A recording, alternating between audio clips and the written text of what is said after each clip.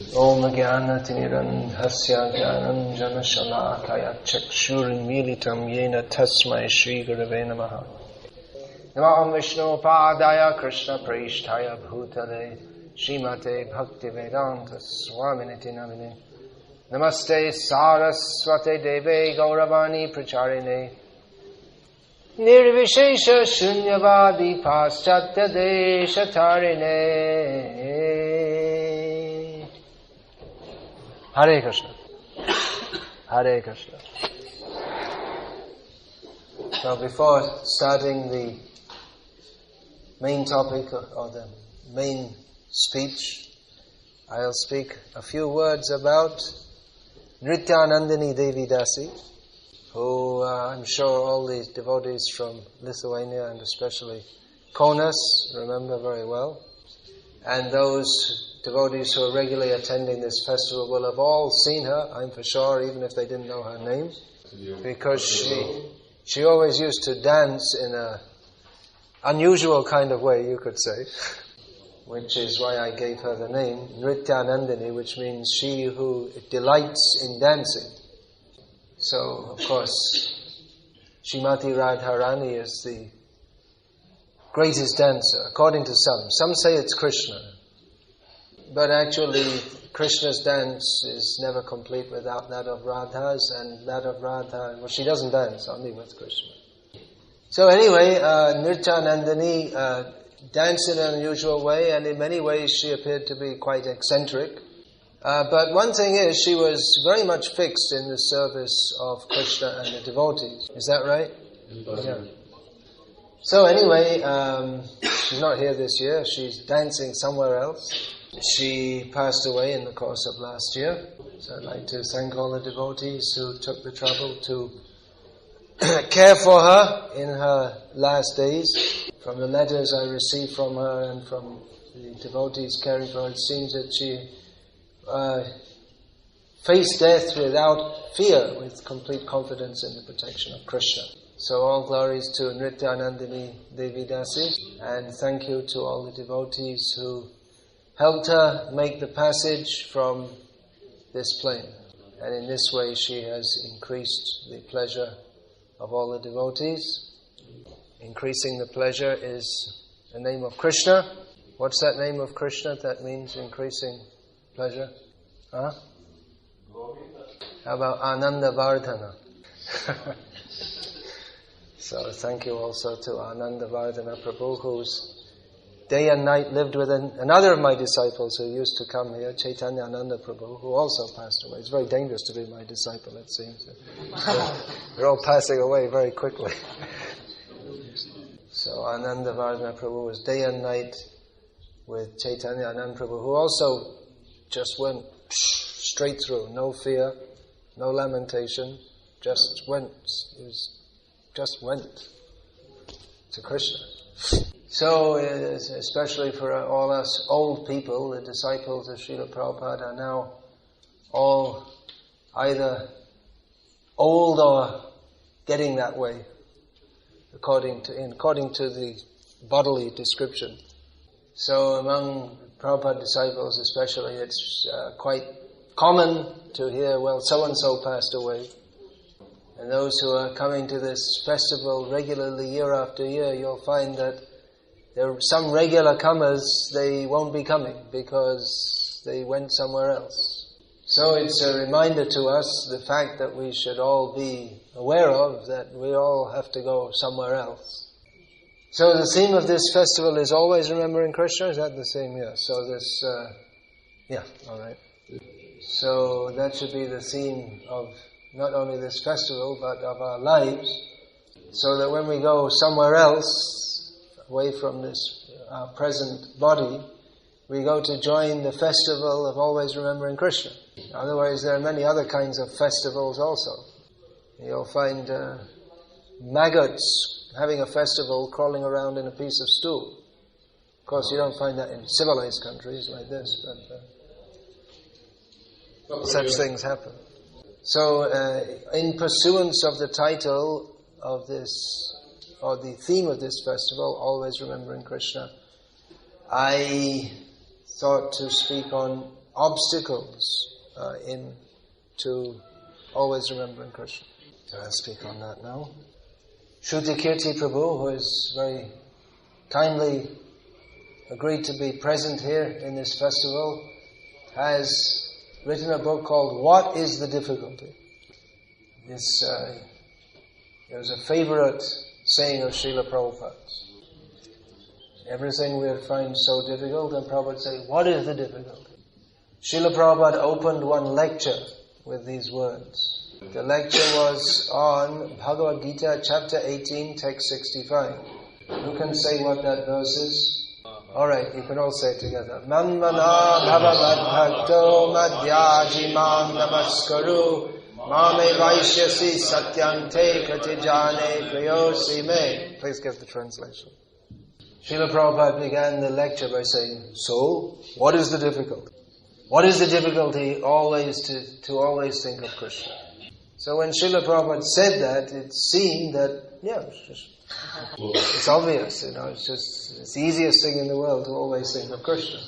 And of course, for Srila Prabhupada, it was. And among the many great gifts that Srila Prabhupada gave us, or maybe the essence of all the gifts that he gave us, was that he made this path of Krishna consciousness so easy, and it made it seem so easy and natural for us. Devotees, they undertake severe austerities.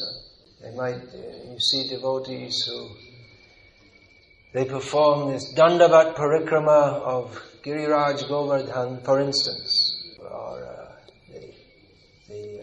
in the heat of the summer in India, they're performing this parikrama, or they'll chant many rounds and eat very little, which is the opposite to us. We chant the minimum number of rounds and eat as much as we can.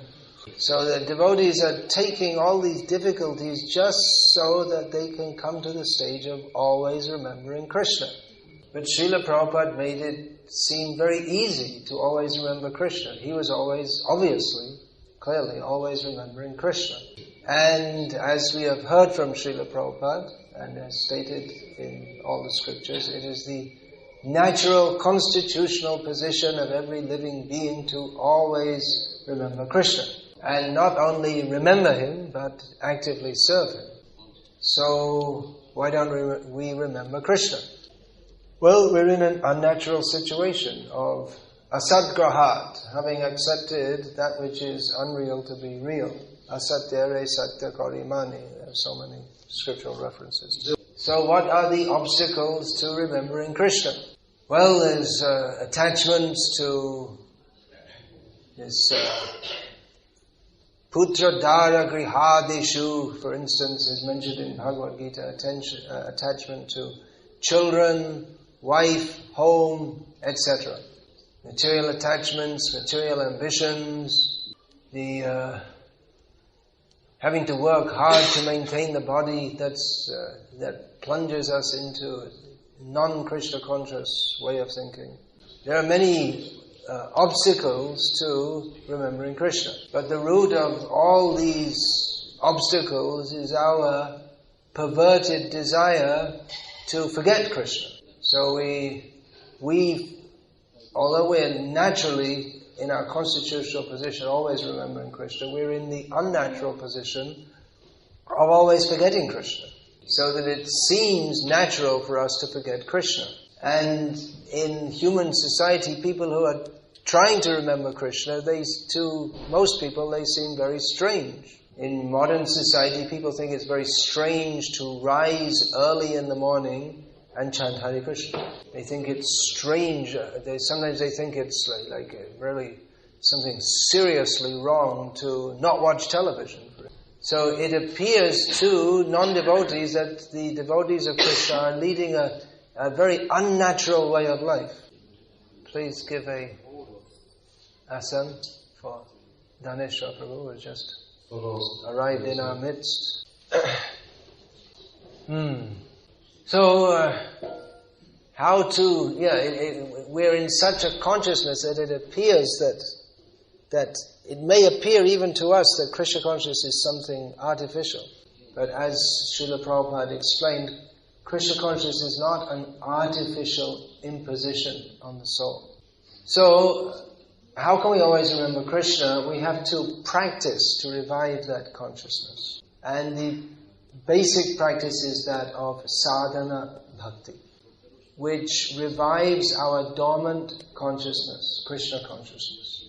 In sadhana bhakti, we perform the same activities as perfected souls do, of hearing and chanting about Krishna and serving Krishna. The difference is that between perfected souls and ourselves is that perfected souls do it spontaneously, naturally, with eagerness and love. And we do so in a regulated way. But the very nature of bhakti is that by hearing and chanting about Krishna, we want to hear and chant more. Although sometimes in the course of performing our sadhana, we sometimes feel dry or we're not getting taste.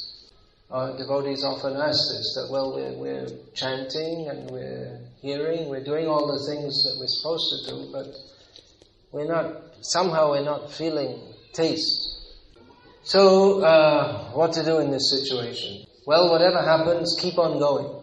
It is the training or the way of life, the way of thinking in modern life that if you don't like something and you can get away with not doing it, then don't do it.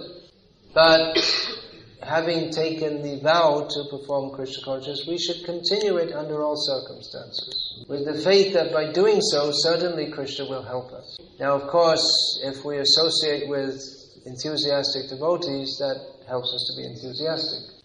Although that may be one of the obstacles to not remembering Krishna, is that many devotees, they live a long way away from other devotees, and so we don't get the same kind of energy that we get from associating with many devotees.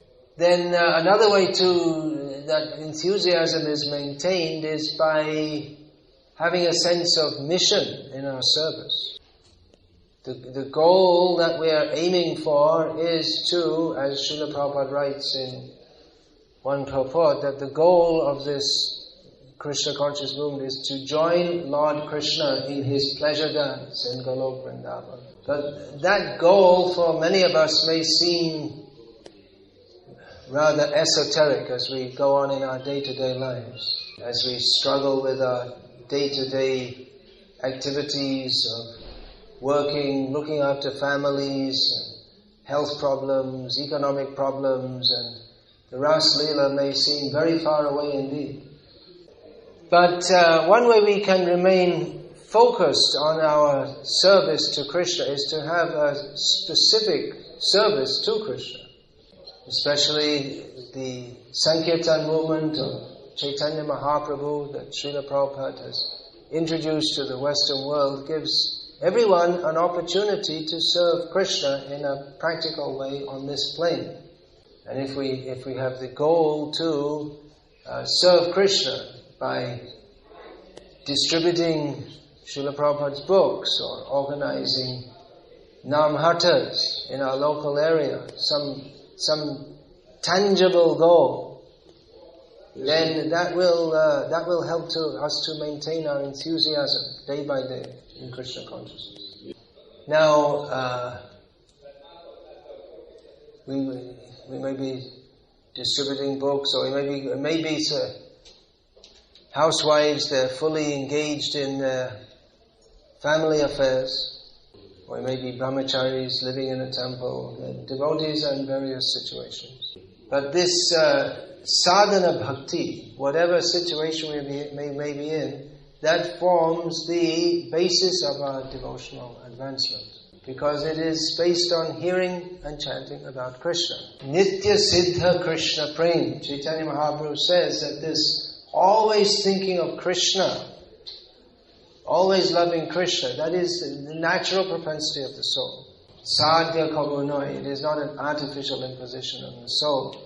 Shravanadi shuddha chitte koreye udoy, but that natural consciousness of always thinking of Krishna, always loving Krishna, arises from hearing, chanting, etc. about Krishna. So, the more we do it, or the more we apply ourselves to this process, the more benefit we get from it. The other day I was given the question, is it all right for householders to rise late? Well, you can do, but you won't get the same result as you get from rising early.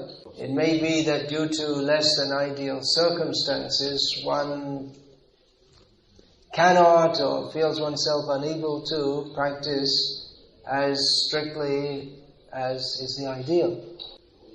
But we should know that we won't get the same result as we will from practicing as intensely as possible. The result of practicing Krishna consciousness as seriously as possible, obviously, is more liable to or attract the mercy of Krishna than having a half-hearted approach. So we hope that by attending these festivals, the devotees who are attending, they return to their respective residences, not only with inspiration. Many times we hear that these festivals, they are to help keep the devotees inspired. Festivals of inspiration. But inspiration is often a fleeting emotion. You know this word fleeting? It means it's come and gone. It's you're inspired, and then 2 days later you're not inspired. So even better than leaving this festival with inspiration is if you, or if we all leave with increased determination to practice Krishna consciousness as seriously as we can, bearing in mind the various circumstances in which fate has placed us. Regarding sadhana, Bhaktivinoda Thakur has commented, Bhajan bina gati nai re. Without bhajan in this context means like that, sadhana, the life of sadhana. This comment comes in a song of his, which we can sing now, in which he's using the word bhajan. Without bhajan, there's no way to reach the goal. So the word bhajan and bhaja are closely related. Bhaja means to worship. So what is the object of our worship? That is, bhaja braja bane radha krishna charana ravinda. Bhaktivinoda Thakur advises to worship the lotus feet of Radha and Krishna within the forest of Vrindavan. So that we may bear in mind as we are performing our hearing and chanting about Krishna, that, as Srila Prabhupada says, the goal of this Krishna conscious movement is to enter the pleasure dance of Krishna in Golok Vrindavan. Okay, so please distribute this. There are not that many, so 4 or 5 devotees will have to cluster around one song sheet. And I'll go through the song first of all. It's good to understand what we're singing before we sing it. Yeah. In the first line, Srila Bhaktivinoda Thakur addresses the main obstacle to not always remembering Krishna, which is our own stupidity, our own stupid mind.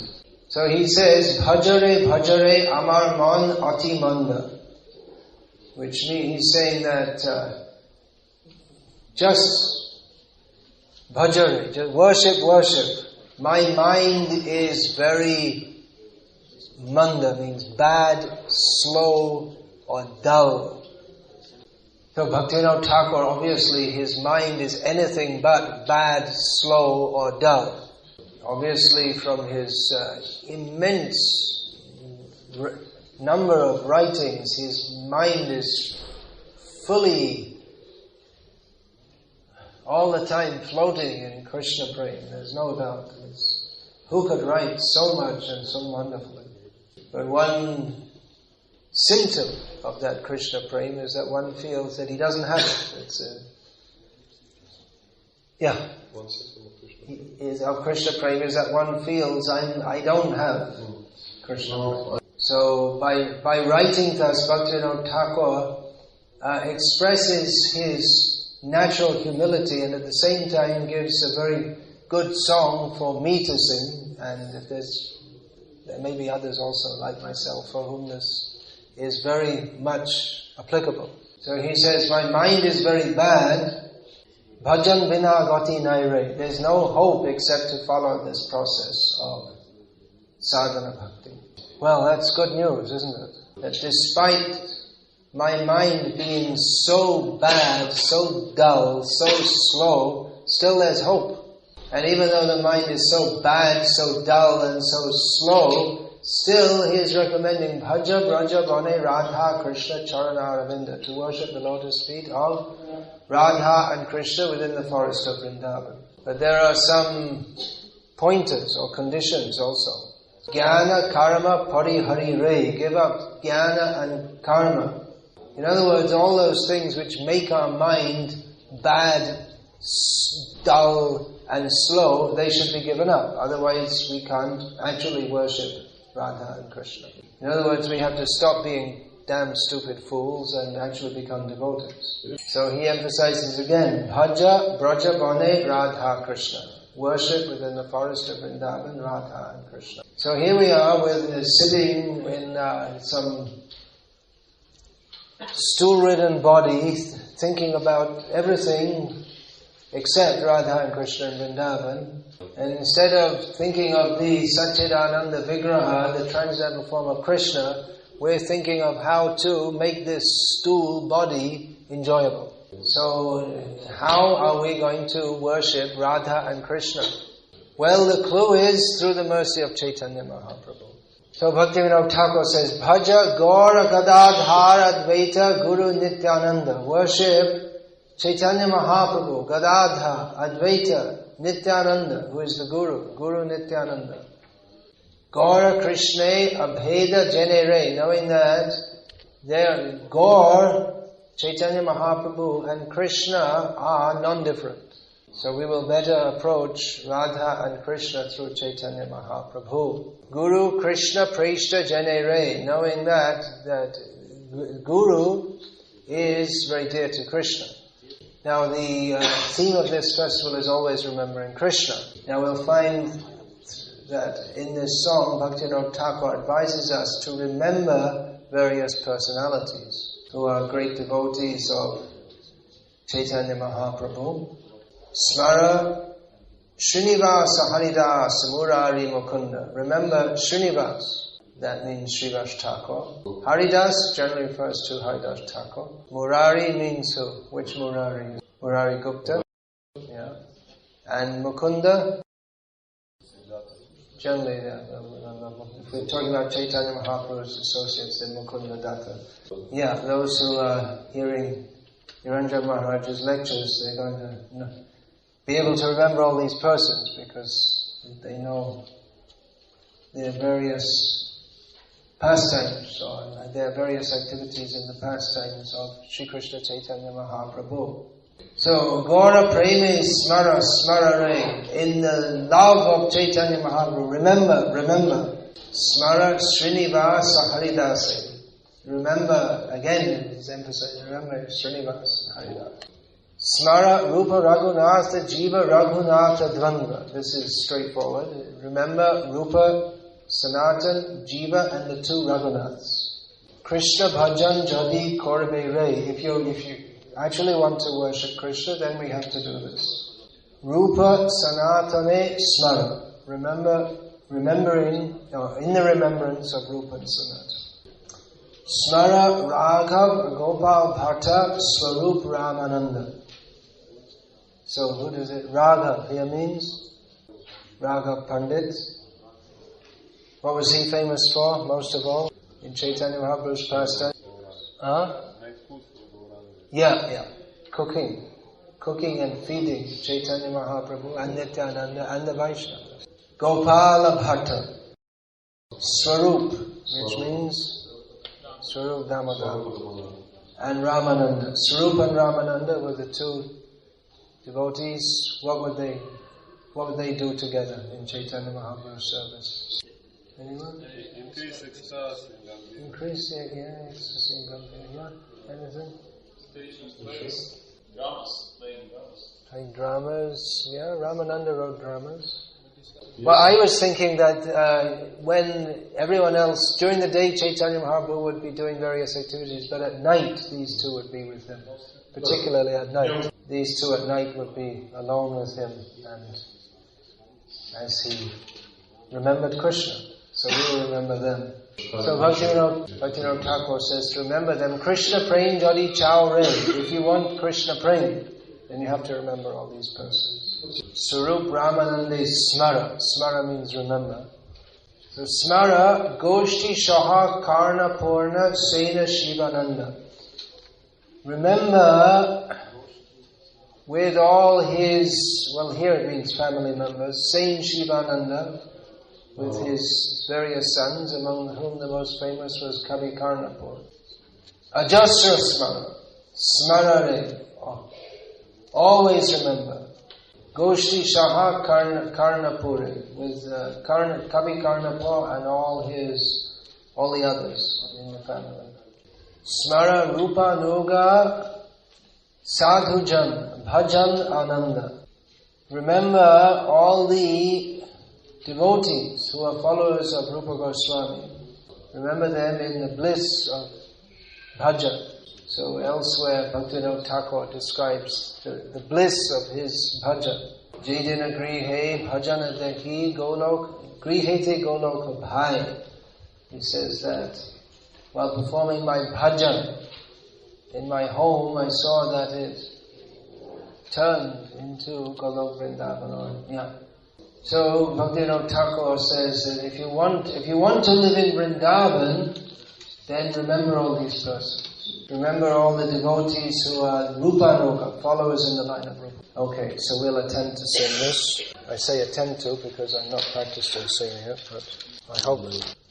But anyway, the only way we can become used to singing it is to sing it. So, and pray for the mercy of all the Rupanuga devotees, the followers of Rupa Goswami.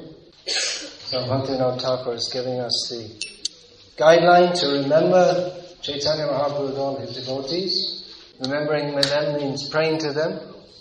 Yes, now Niranjan Maharaj is back, then definitely there'll be more discussion of Chaitanya Mahaprabhu and his devotees.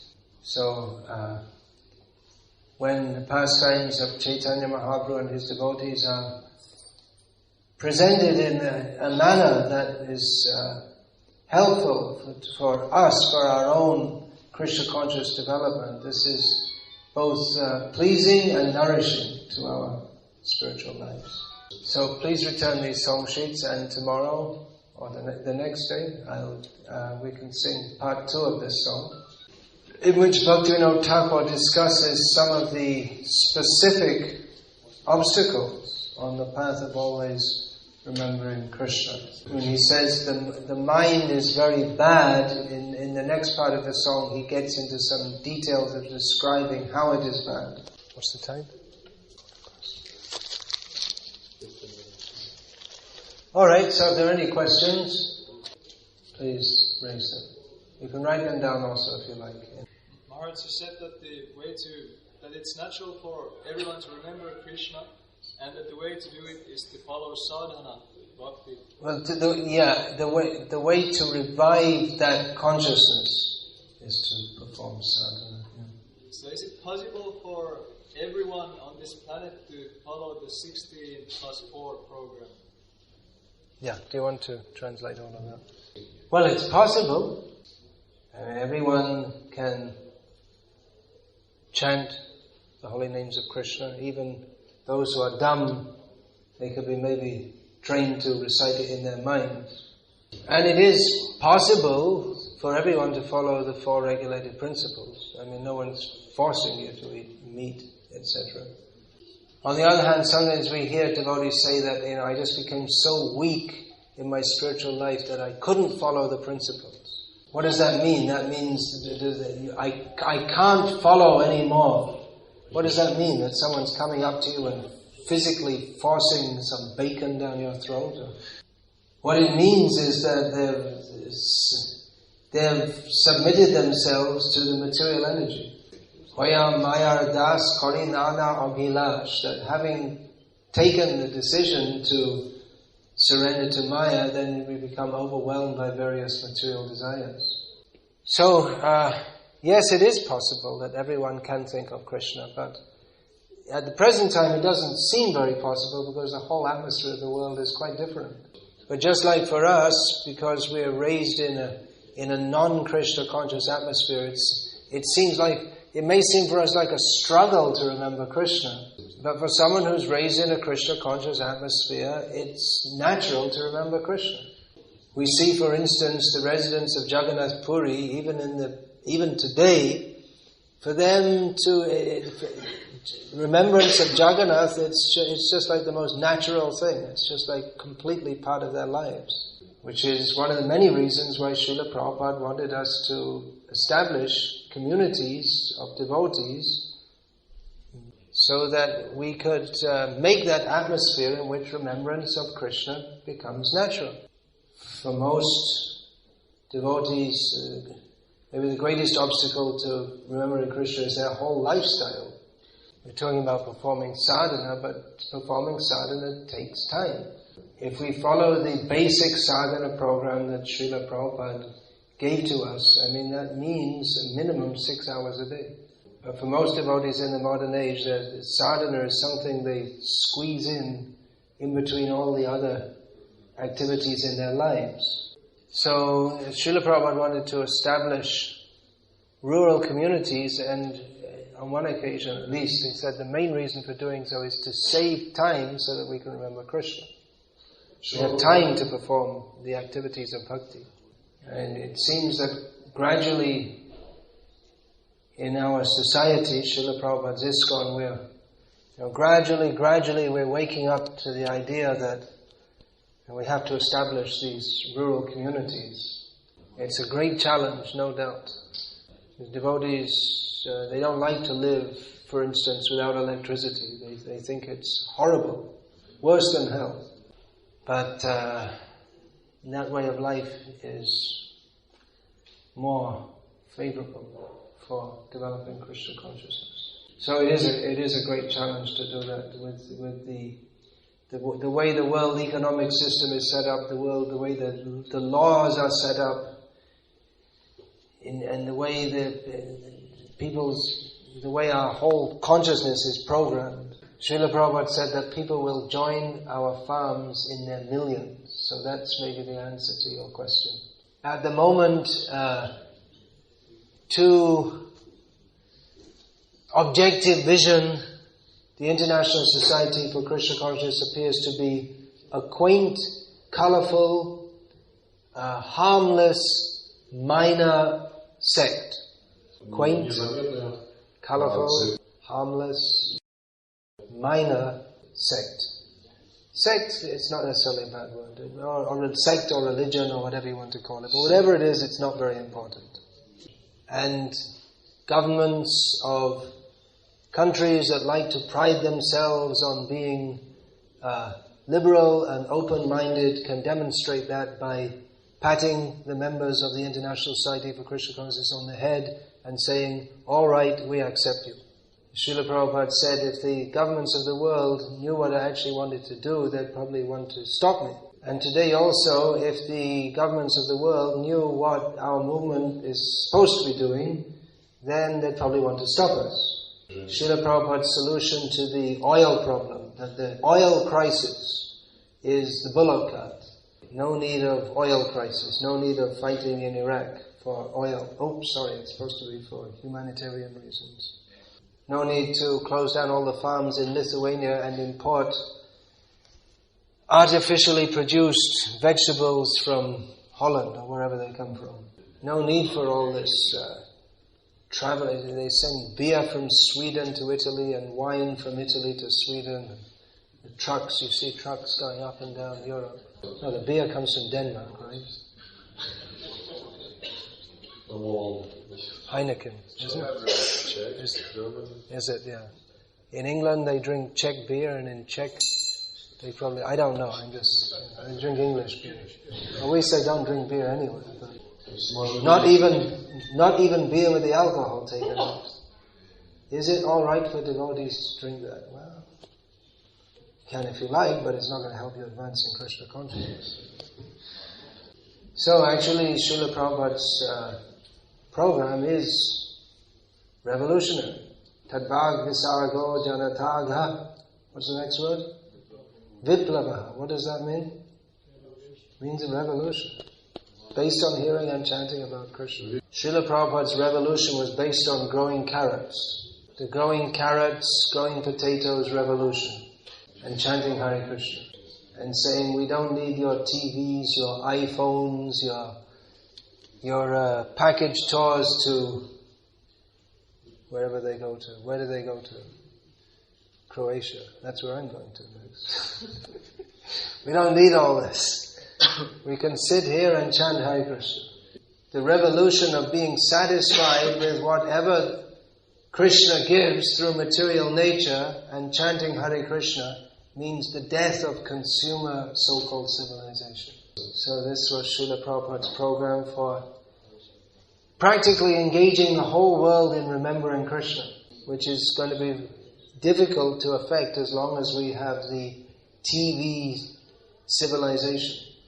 Anyway, Danesha Prabhu is active in this field, I believe. I saw a book he wrote about that. And you're actively working toward that in Ukraine. So it can be done, it should be done, and it must be done to push forward Srila Prabhupada's mission. Okay, listen, another couple of questions I'll take quickly, and then we're over time. Who are the eternal associates of Lord Chaitanya on the Goloka Vrindavan? Well, we just read some of the names. In a corner of Golok called Navadip, Shatadeep. They're all dancing with Chaitanya Mahaprabhu. So we are informed. Yeah, then? It's a Lithuanian question. Okay. Yeah, here. You're not good in Litvua? That's from Litvua to Ruski. Huh? Can you speak something more about Ganesh? Can I speak something more about Ganesh? I didn't say anything about Ganesh. So what am I going to speak more about it? Someone's in Ganesh consciousness. I was speaking Krishna, Krishna, Krishna, and they heard Ganesh, Ganesh, Ganesh. Well, Ganesh is also a name for Krishna. Aish means Isha, means the controller. So Krishna is the... If you ever hear any name with Aish or Isha at the end, it means Krishna. So all glories to Lord Sri Krishna.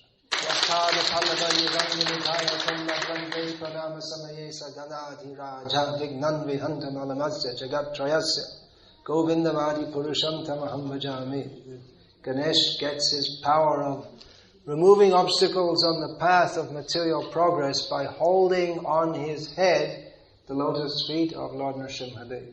So please don't get diverted to worship a demigod.